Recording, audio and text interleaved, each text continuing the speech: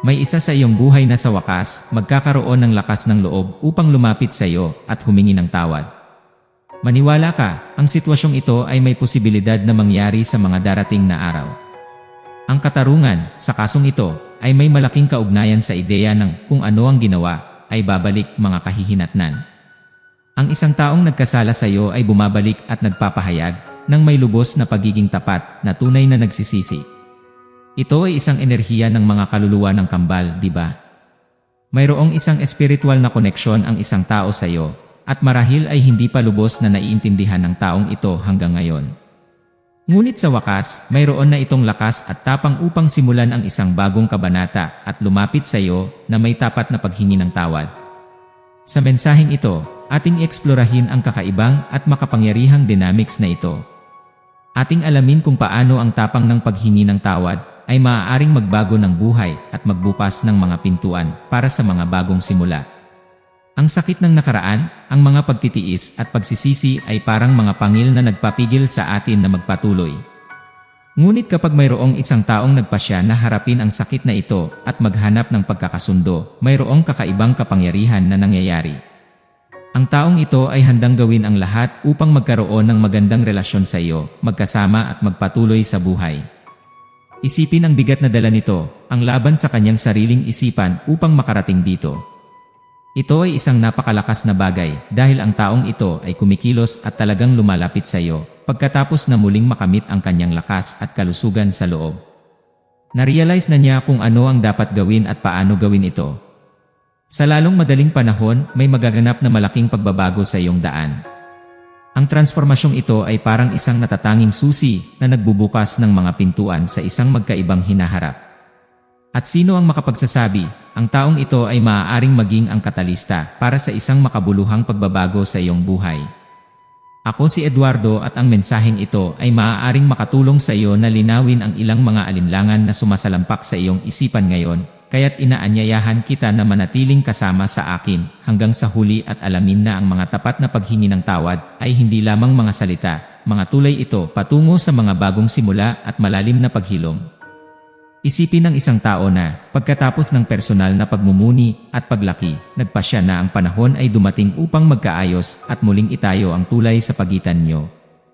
Narealize ng taong ito ang kahalagahan ng kalusugan sa loob at, armado ng bagong lakas na ito, ay handang magpatuloy at baguhin ang relasyon na kanilang pinagsasaluhan. Ito ay, walang alinlangan, isang malakas na hakbang. Malinaw na pagkatapos ng isang panahon ng pagmumuni at pagkakamalay, nauunawaan na niya kung ano ang dapat gawin upang ituwid ang mga pagkakamali ng nakaraan at handa na siyang kumilos. Sa lalong madaling panahon, kayo'y pareho ay magkakaroon ng isang malaking pagbabago, isang makabuluhang pag-ikot na magtatakda ng simula ng isang bagong yugto sa inyong buhay. Nauunawaan niya na ang pagtulad sa mga lumang padrino ay hindi pagpipilian, ang pagbabago, isang bagong direksyon, ay mahalaga. Para sa kanya, ang desisyong ito ay maaaring maging susi upang buksan ang isang magkaibang hinaharap. Ang sitwasyon sa pagitan niyo ay nabigyan ng isang pangunahing pagkakataon, isang punto ng pagbabago na may malalim na epekto sa pareho. Matindi kang naapektuhan ng kanyang mga aksyon at, sa ilang yugto, maaaring nagduda ka kung maaaring magbago pa ang mga bagay. Gayunpaman, ang katotohanan ay na siya rin ay sumasailalim sa isang proseso ng pagkilala sa sarili at pag-unawa. Siya ay nagsisimula ng malinaw na makita na walang sinuman katulad mo at na ang paglapit muli ay mahalaga. Ang pagkilala na ito mula sa kanyang panig ay hindi lamang tungkol sa pagtutuwid ng mga pagkakamali, ito ay tungkol sa pagpapahalaga sa kakaibang koneksyon na inyong pinagsasaluhan.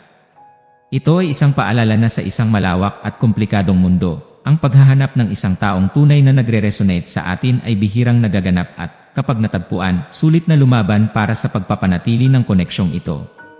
Sa ngayon, ang taong ito ay nagtitipon ng lahat ng kanyang lakas at tapang, handa na upang magbigay ng isang desisyong determinado patungo sa iyong direksyon. Hindi na ito tungkol sa pag-iwas sa mga pagtutol o pagpili ng pinakamadali, ito ay tungkol sa harapin ang katotohanan ng malalim na damdamin na kanyang nararamdaman para sa iyo. Ang pag-ibig, sa kontekstong ito, ay lumiliko sa karaniwan. Siya ay dumadating sa isang malalim na pag-unawa at pagpapahalaga sa pag-ibig na kanyang nararamdaman para sa iyo, isang damdaming napakalakas na ang ideya ng layo o mahabang paghihiwalay ay tila imposible para sa kanya. Ang tunay na mahalaga dito ay ang paninindigan na hindi niya kayang at hindi niya gustong mabuhay ng malayo sa iyo. Mayroong isang di makikitang lakas, isang koneksyon na lumalampas sa nauunawaan na nagdudulot sa kanya na bumalik sa iyo. Ang koneksyon na ito ay hindi lamang emosyonal o pisikal. Ito ay espiritual, halos parang ito ay predestined o nakasulat sa mga bituin. Ang pakiramdam ay kahit ano ng mga hamon o balakid ang maaaring lumitaw sa daan. Ang koneksyong ito, na Diyos at itinakda, ay hindi magugulat. Ang pagkilala na ito at ang pagnanais na lumapit muli ay higit na maririnig sa kanyang loob. Ipinapakita nito ang isang pag-ibig na tunay, tapat, at higit sa lahat, matibay. Ang patuloy na paglago ng kanyang kamalayan tungkol sa espiritual na koneksyon na ito, ang itinadhana na pag-ibig sa iyo ay patunay ng kapangyarihan ng tunay na pag-ibig at ng lakas na maaari nitong ibigay upang lampasan ang anumang pagsubok. Ito ay isang sandaling pagkikita hindi lamang ng dalawang tao, kundi ng dalawang kaluluwa na itinakda na maging magkasama, na nagpapatibay sa di matitinag na ugnayan na nag-uugnay sa kanila. Sa kasalukuyan, ang taong ito ay dumaraan sa isang mahalagang yugto ng pagmumuni-muni sa sarili at pag-aaral, isang paglalakbay na nagbabago ng malalim sa kanyang paraan ng pakikisalamuha sa iba at sa kanyang sarili. Siya ay nagsisimulang maunawaan ang epekto ng kanyang mga kilos at salita sa mga taong nakapaligid sa kanya, lalo na sa iyo. Ang prosesong ito ng pagpapalaki ay naglalantad sa kanya sa kahalagahan ng pagiging mas maunawain, maalalahanin, at mas may gulang. Siya ay nakakakuha ng bagong pananaw sa emosyonal, natututong ipahayag ang kanyang mga damdamin ng mas malinaw at tuwiran, at nare-realize ang kahalagahan ng pagharap sa mga suliranin, sa halip na iwasan ang mga ito. Ang pag-unlad na ito ay mahalaga, siya ay nakakakita na hindi na lamang siya maaaring patuloy na mabuhay sa parehong paraan tulad ng dati, lalo na kung ito ay nangangahulugang magriskyo na mawala ka. Ang pagbabagong kanyang nararanasan ay hindi lamang tumatagal sa simpleng pag-aayos ng kilos. Ito ay tungkol sa isang malalim na pagbabago sa kanyang pananaw sa mundo at sa ugnayan ng tao. Dumating na siya sa isang punto kung saan kinakailangan ang konkretong mga hakbang upang ayusin ang mga nasaktan at muling itayo ang nawala. Ang pag-unlad na ito ay hindi magaan. Ito ay isang tunay na pagkakatanto, nagpapahayag ng isang pag-iising sa pangangailangan ng pagbabago at pag-unlad ng sarili. Ang bagong pag-unawa sa emosyonal at kahusayan ay hindi lamang tungkol sa pagsasaulo ng nakaraan, kundi pati na rin sa pagbuo ng isang hinaharap kung saan maaari niyang maipahayag ang kanyang mga damdamin ng mas malusog at mas maingat. Kinikilala niya na oras na para kumilos, magkasundo, ipahayag ang kanyang nararamdaman, at ipakita na natuto siya mula sa kanyang mga karanasan. Ito ay isang mahalagang aral na natutunan niya, isang malalim na pag-unawa na nagtutulak sa kanya na lumapit sa iyo, na may tunay na pagnanais na magbago at magkasundo. Ang sandaling ito ay hindi lamang nag-aalok ng pagkakataon para sa paggaling at pagkikita, kundi pati na rin ng isang mahalagang hakbang sa kanyang personal na paglalakbay ng paglago at pag-unlad. Sa kasalukuyan, ang sansinukob ay nagiging lakas na nagtutulak sa likod ng taong ito. Itinutulak siya patungo sa iyo na may di mabilang na enerhiya. Mahalaga na kinikilala na siya ay palaging iniisip ka, nagmumuni-muni sa kanyang kabuuan, at sa mga siklo na kanyang pinagdaanan, na dumating sa konklusyon na hindi na niya maaaring takasan o itago ang mga katotohanang kinakaharap niya. Ang pagtakas ay hindi na opsyon para sa kanya. Ito ay naging hindi na magandang ideya. Ikaw naman ay nakapalibot ng swerte at kasaganaan, pero pati na rin ng mga aral. Mahalaga itong maunawaan sapagkat nagpapahiwatig ito na habang ang taong ito ay nasa proseso ng pag-aaral at paglago, ikaw din ay nasa isang paglalakbay na maaaring magiging kapareho rin ang ginhawa. Ang kasalukuyang sitwasyon ay hindi lamang tungkol sa pag-unlad niya, kundi pati na rin sa kung ano ang maaari mong matutunan at kung paano ka maaaring umunlad mula sa karanasang ito. Ang kanyang pag-unlad patungo sa mas malalim na pag-unawa at kahusayan ay bumubuo ng isang pundasyon upang ang koneksyon sa pagitan niyo ay hindi lamang mabuhay, kundi pati na rin magtagumpay.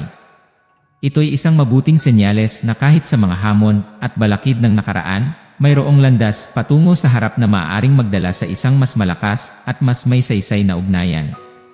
Ang hindi niya pagtigil sa pag-iisip sa iyo ay isang patotoo sa malalim na epekto na iyong naging sa kanyang buhay. Ang patuloy na pagmumuni-muni na ito ay isang tanda na seryosong iniisip niya ang halaga ng relasyon at kung ano ang kailangang gawin upang ayusin ang mga pagkakamali ng nakaraan.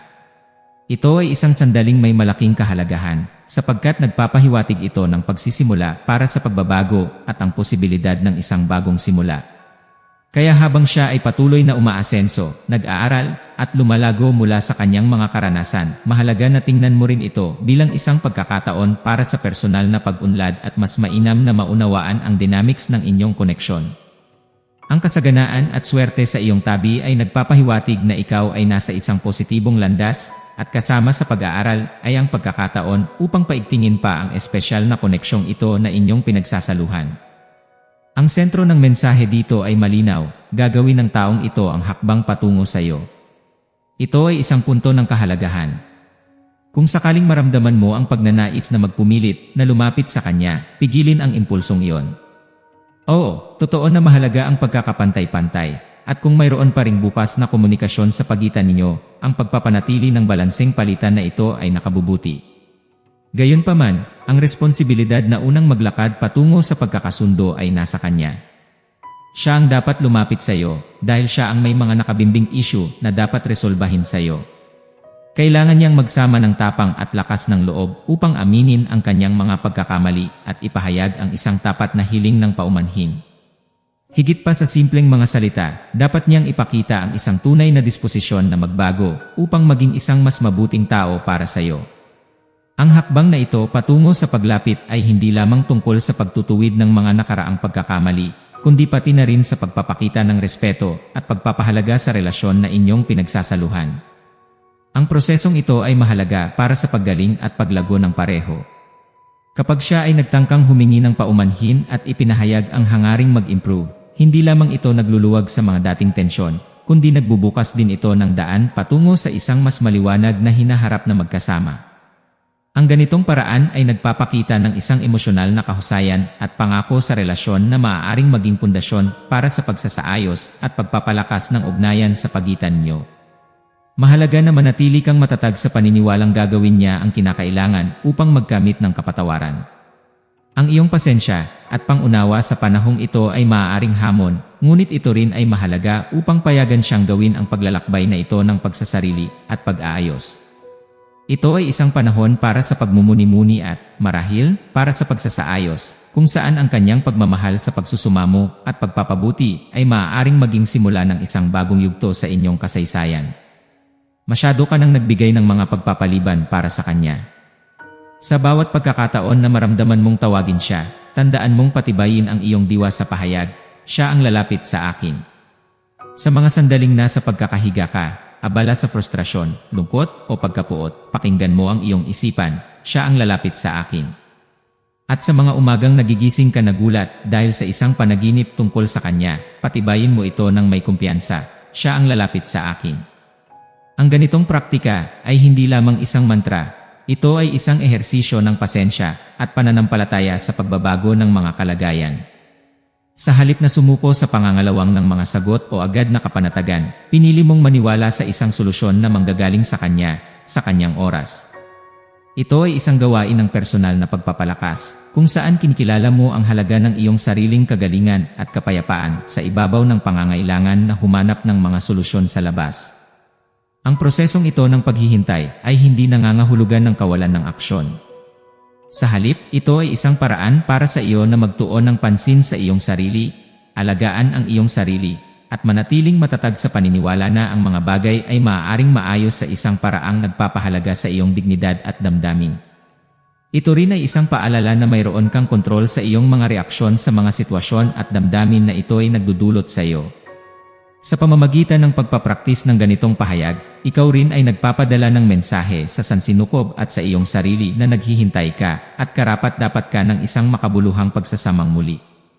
Ito ay nagsasabi na, sa kabila ng mga pagkakamali at mga sakit ng nakaraan, may puwang para sa paggaling at upang ipakita niya ang tunay na pangako sa pagpapabuti ng relasyon sa pagitan niyo. Ang paghihintay na ito ay maaaring hamon, ngunit ito rin ay isang pagkakataon para sa personal na pag-unlad. Ito ay nagbibigay daan sa iyo upang magmuni-muni kung ano ang tunay na mahalaga sa iyo, suriin ang iyong mga inaasahan, at patibayin ang iyong pagpapahalaga sa sarili.